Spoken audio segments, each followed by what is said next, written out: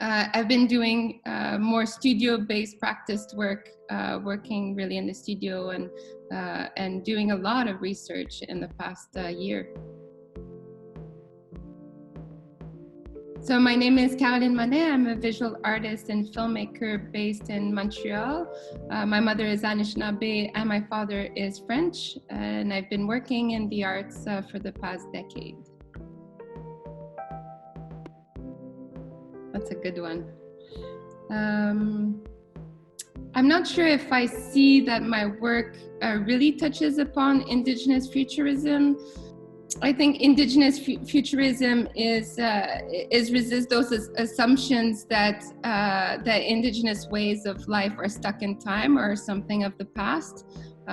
So with my work, I want to say that we're extremely present, we're extremely contemporary and modern. I take my inspiration from traditional designs and traditional ways of doing things, but I transpose them in my urban contemporary reality. I use tools such as the computer. I think it's important to say that until very recently, as Indigenous people, we weren't allowed to express ourselves creatively or just express ourselves and have a voice. So to think about futurism when we're not supposed to have a future is something that is very compelling. So I think that every artist, Indigenous artist working today, is contributing to our future. Well, it's interesting to think that the design that I do are considered made with technology. They are because I use a computer, but they are inspired by traditional designs. And I do think in those traditional designs, there's a lot of science and geometry and knowledge that is embedded in those designs. The designs that I do now, they resemble QR codes or city maps. I make them on the computer, but I'm inspired by this birch bark binding technique, where you take a piece of birch bark and you fold it in a very small piece, a little bit like origami paper, and then you start biting it with your teeth and opening it up, and it creates these very intricate, symmetrical designs. And I try to make my own designs inspired by the same technique.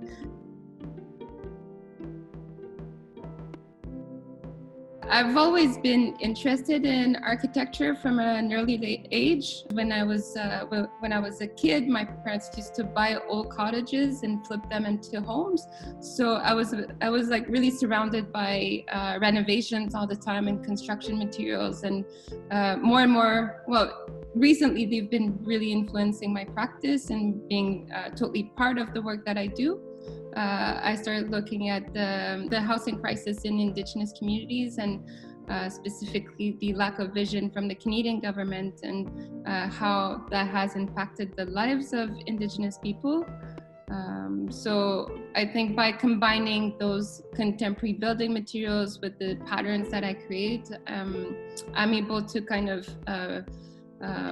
find some kind of resolution or bring a sentiment of pride to the story, and also bring attention to what's happening in a country as rich as Canada.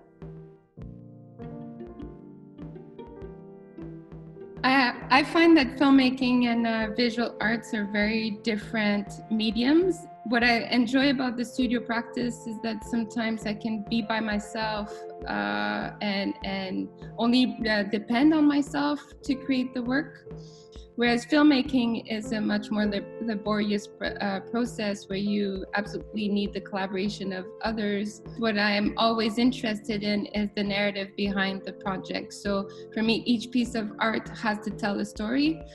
Same with, in filmmaking, it's about telling a story on screen.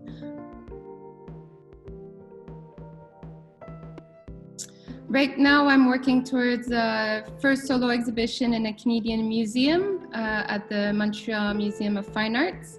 The exhibition is coming up very quickly, so I'm hoping to create new works for the show. it's crunch time now, and I'm continuing this exploration of building materials and trying to push it a little bit more towards architecture and how architecture can maybe play a role in reconciliation.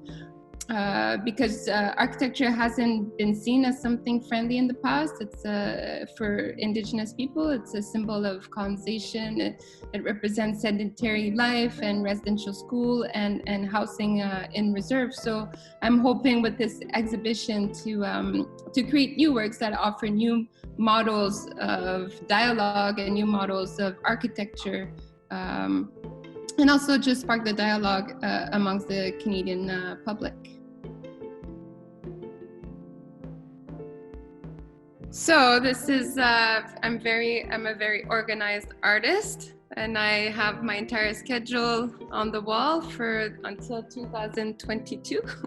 Here we have beautiful dome.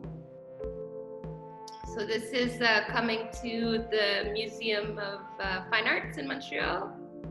And then I start doing tests on plastic that we use in construction. I quite love this new material that I just found.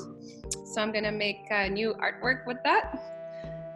Also new test here. This is tarp that I think is pretty awesome as a material. Behind me, I have all my tools. Like you can see, I'm very organized. I like everything to be in order. I put them back up, and yeah, I have some, right now these are in production, construction materials that are glued together and that are later going to be laser cut for a new piece at the Museum of Fine Arts. And yeah, this is about it. So there you go. This is my studio tour.